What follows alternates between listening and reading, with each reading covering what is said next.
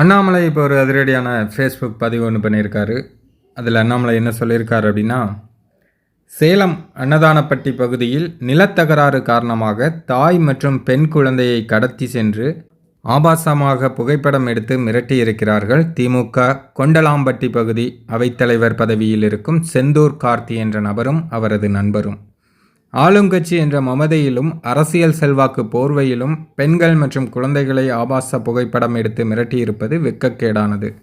திமுக ஆட்சியில் பெண்கள் மற்றும் குழந்தைகளின் பாதுகாப்பு கேள்விக்குறியாக மாறியிருப்பதற்கு முக்கிய காரணம் திமுகவில் பதவி வகிக்கும் இதுபோன்ற சமூக விரோதிகள்தான். முற்றிலும் மனிதத்தன்மையற்ற அளவுக்கு திமுகவினரின் சமூக விரோத செயல்பாடுகள் அதிகரித்து கொண்டே இருக்கின்றன.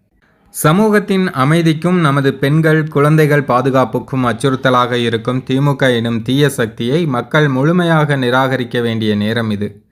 இந்த சமூக விரோதிகள் மீது கடுமையான சட்ட நடவடிக்கை எடுத்து பாதிக்கப்பட்டவர்களுக்கு முழு நீதி கிடைக்க செய்ய வேண்டும் என்று தமிழக காவல்துறையை வலியுறுத்துகிறேன் அப்படின்னு சொல்லி அண்ணாமலை அந்த போஸ்ட் பண்ணியிருக்காரு. கூடவே இந்த புகைப்படத்தையும் பகிர்ந்து அந்த நபரை வட்டம் போட்டு காட்டியிருக்காரு.